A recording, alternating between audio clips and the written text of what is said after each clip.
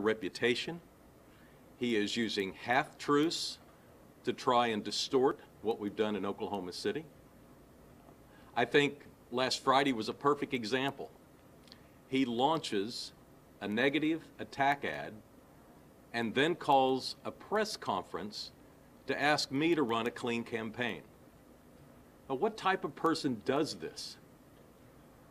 He has distorted my relationship with President Trump, whom I have met with on multiple occasions discussing policy, discussing issues that are important to Oklahoma. He has distorted my reputation and my stances on immigration. I've been on national television over 200 times, and in a lot of those conversations, I have been asked about immigration. And every single time I have asked the federal government to secure the border, secure it. Now, when asked about the wall, I have suggested that perhaps we could use a higher level of technology than a wall. But all of the problems that local governments face with a broken immigration system is a result of the fact that they have not secured the border. And I have been adamant in Washington that that must happen. I have been to Washington and met with Secretary Kelly, who was then the Director of Homeland Security. I have asked him point blank to make sure that Oklahoma City's immigration policies met the expectations of the Trump administration, and have been assured they have. I guess I'm ready to take questions. Does it surprise you you've gone down to this level since he's pushing such a conservative and Christian man and all that stuff? Well, he doesn't have a positive record to talk about. You know, we have a great story to tell. I have run on my record as a conservative in Oklahoma City who has been looking after the audit committee and making sure we run an efficient government. And he's been running a business that's had a very shaky track record. I remember in one gathering, he kind of triumphantly said he was the CEO and responsible for everything his employees did. And then when asked about all these problems with his mortgage company, he implies that he's not responsible because that was the people that worked for him. You can't have it both ways. Is this politics as usual then? Well, it doesn't have to be politics as usual. I've run for city council, I've run for mayor, and now I'm running for governor, and every single time I've run a positive campaign. I've never even had to mention the name of my opponent in any of those campaigns. And now here we are, and I'm getting here just trying to defend my record, trying to straighten out distortions that he's making. It's unconscionable that he would go to this state and this level, and with the millions of dollars he had, he obviously has the dollars to put around any message he wants and try to distort what I've done and what we've done in Oklahoma City. But is it, since y'all are so dead heat, you know, whoever his political people are telling him, here's where we got to go to get this, get the numbers, you know? It's clear he'll do and he'll say whatever it takes. And at this point, we've got to stop him, and we've got to make sure that people get out and vote on August 28th and not let this happen.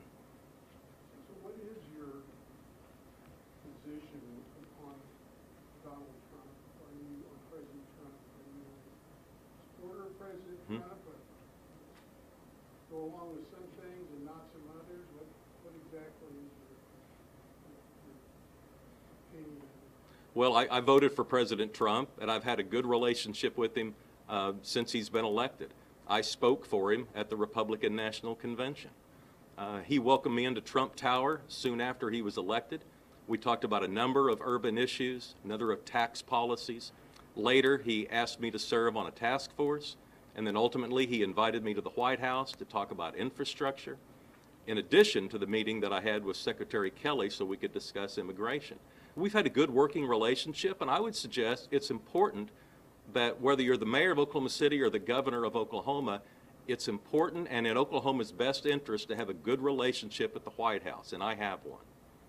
Knowing that, you know, all these years you tried to keep everything clean, here we are, you know, towards, you know, the next wave of elections, and to know your opponent look you square in the eye and, you know, kind of the way they said they would. I mean, how frustrating is that, not just from your reputation, but just, man to man?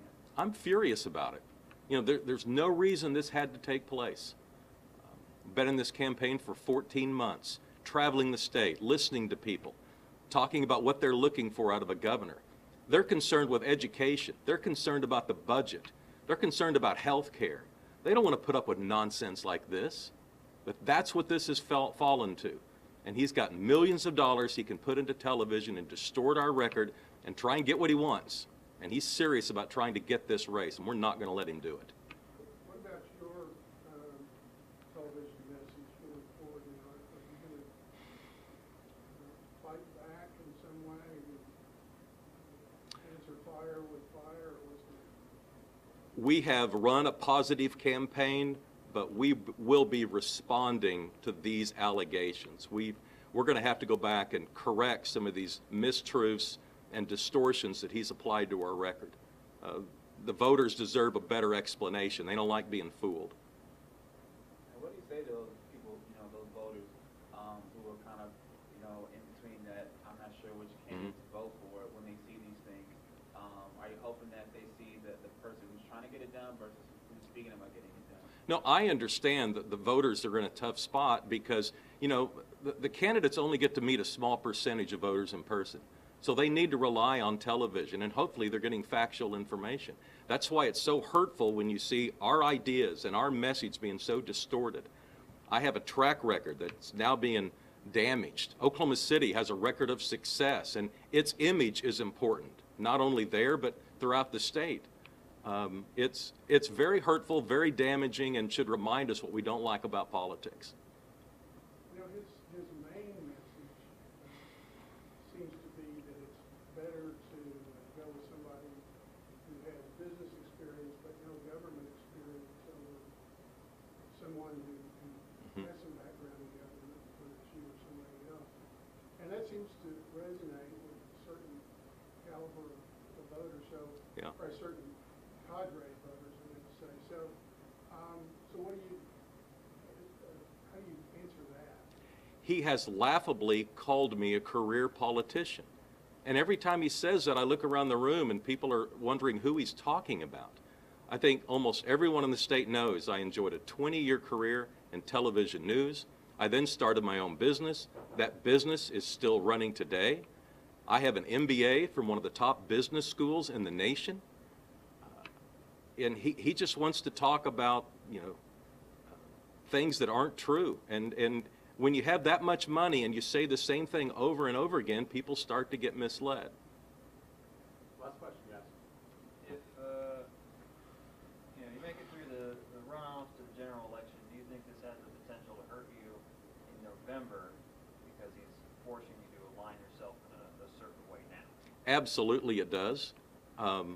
When he started attacking us and distorting our record, after August 28th, when we emerge as the victors in this campaign, we're going to have to turn around and reach out to people across the state and try to get a Republican in the governor's office.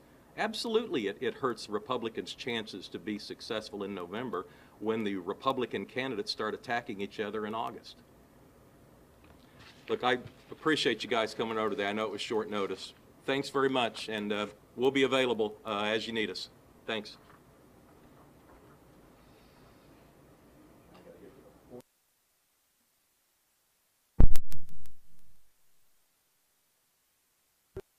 On the bar,